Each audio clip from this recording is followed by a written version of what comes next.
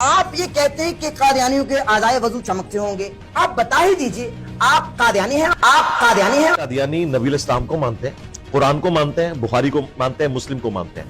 اگر غلام احمد قادیانی صاحب نے قیامت کے دن آپ کا گریبان پکڑ لیا تو آپ کیا کریں گے؟ بڑے بڑے علماء کی تقریریں مجھے پیش کریں، میں ان میں سروناب کی غلطیاں نکالوں گا، پھر میں پوچھوں گا انہوں نے سروناب پڑھی ہوئی ہے کہ نہیں۔ ہاتھ زانوں پر رکھو، زانوں پر، جس کو ہم عربی میں پٹ کہتے ہیں۔ ہم بہت سارے علماء دین کے پاس جاتے ہیں، وہ کہتے ہیں کہ آپ انجینئر صاحب کی بات کرتے ہیں، ان کو قرآن پڑھنا ٹھیک سے نہیں آتا، وہ عربی میں ران کو پٹ کہتے ہیں،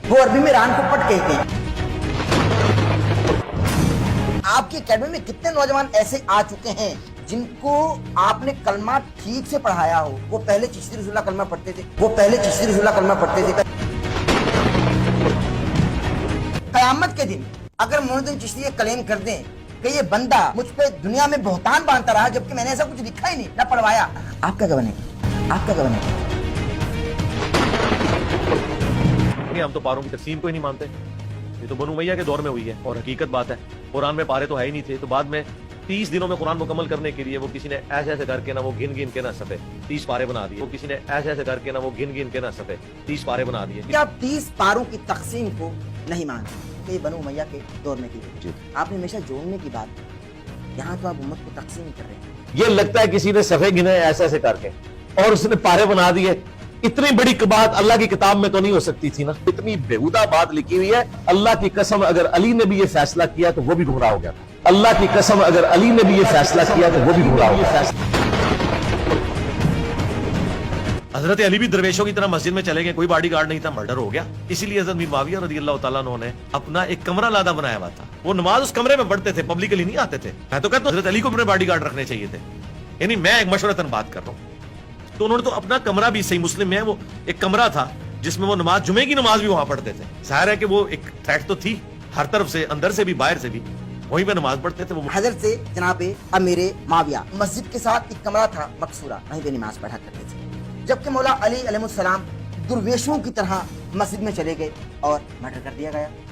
پھر آپ نے یہ کہا کہ میں مولا علی کو مشورہ دیتا ہوں کہ ان کو بھی باڈی گارڈ رکھنے چاہیے تھے۔ جی نبی کریم صلی اللہ علیہ وآلہ وسلم کی حدیث ہے، انا مدینۃ العلم و علی بابھا، یعنی جو علی بابھا کی منزل پر ہو، ایک عام بشر کون ہوتا ہے کہ وہ علی کو مشورہ دے رہا ہے، مشورہ تو دیا جاتا ہے، باقی ان کی مرضی ہے، ہم تو اپنی ریکویسٹ۔ یعنی آپ مولا علی کو مشورہ دیں گے؟ جی میں تو کہتا ہوں نبی علیہ السلام دنیا میں موجود ہوتے ہم انہیں بھی مشورہ دیتے، نبی علیہ السلام دنیا میں موجود ہوتے ہم انہیں بھی مشورہ دیتے۔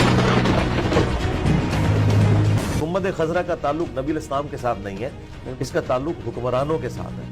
لہٰذا اگر آج ہم یہ ڈیمانڈ کرتے ہیں کہ سعودی حکومت کو یہ گنبد خضرا اتار لینا چاہیے اور اس کو اپنی اسی واپس حالت میں لے کے جانا چاہیے جو خلفائے راشدین کے دور میں تھا، کہ حجرہ عائشہ بنا ہوا تھا، اس کے اندر قبر اطہر تھی، اوپر سے کوئی ننگی نہیں ہو جائے گی، وہ چھت تھی۔ ابھی آپ کا یہ تقاضا ہے؟ جی ہمارا تو تقاضا ہے، ہم تو سعودی حکومت سے گنبد خضرا کو نبی کریم صلی اللہ علیہ وآلہ وسلم کی نافرمانی میں بنایا گیا۔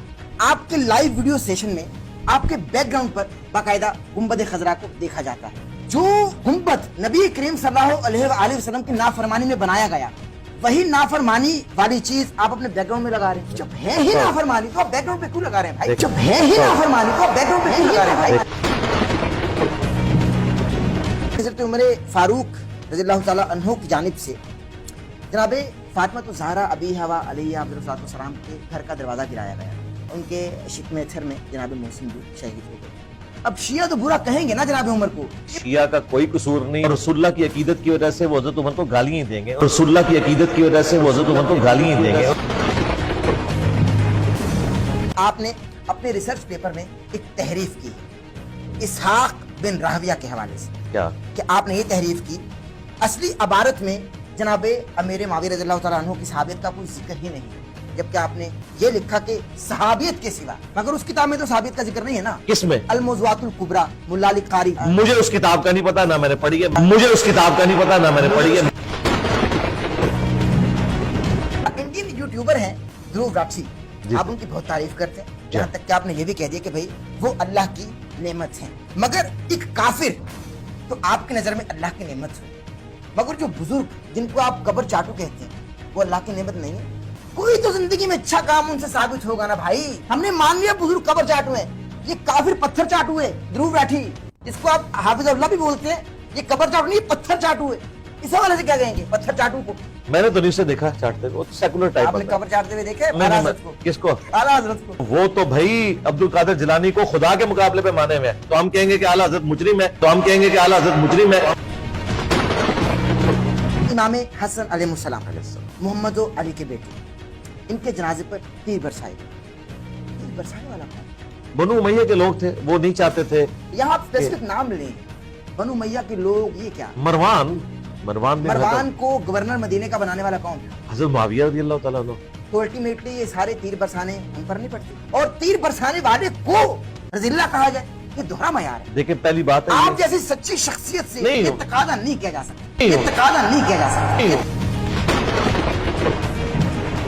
जनाब हुजर इब्ने अदी के आखिरी अल्फाज ये थे कि मुआविया क़यामत के दिन मैं तेरा गिरबान पकड़ूंगा। तो अगर जनाब मेरे मुआविया जन्नती हैं, तो जन्नती का गिरबान पकड़ेगा भाई, जन्नती का गिरबान पकड़ेगा भाई।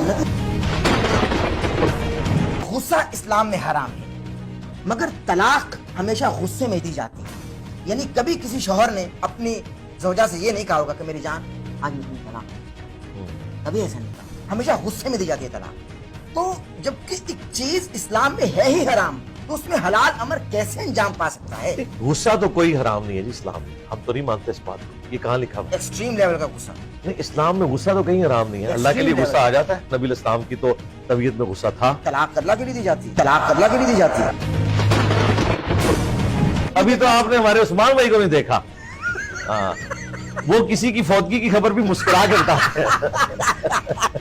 अहले तशय्युअ का कहना है कि भाई नबी करीम सल्लल्लाहु अलैहि वसल्लम की आमद 17 रबी नूर शरीफ को हुई, जबकि बरेलवी हैं, अहले सुन्नत हैं, कहते हैं 12 रबीउल अव्वल को, और मनाते भी बाकायदा। तो जरा हकायक बता दे, आपके प्लेटफॉर्म से जाना चाहिए। उसूलुल काफी आप शिया की किताब उठाएं, जिस तरह अहले सुन्नत के यहाँ सही बुखारी है, जा, उसमें 110 नंबर जो चैप्टर है ना, जा। वो विलादत मुस्तफा के ऊपर है। उसमें वाज़े लिखा है कि नबी इस्लाम 12 रबीउल अव्वल को पैदा हुए। शिया की किताब, शिया की किताब। जी जी बिल्कुल, देख लें, ना निकले मुझे पकड़ ले, ना निकले मुझे पकड़ ले।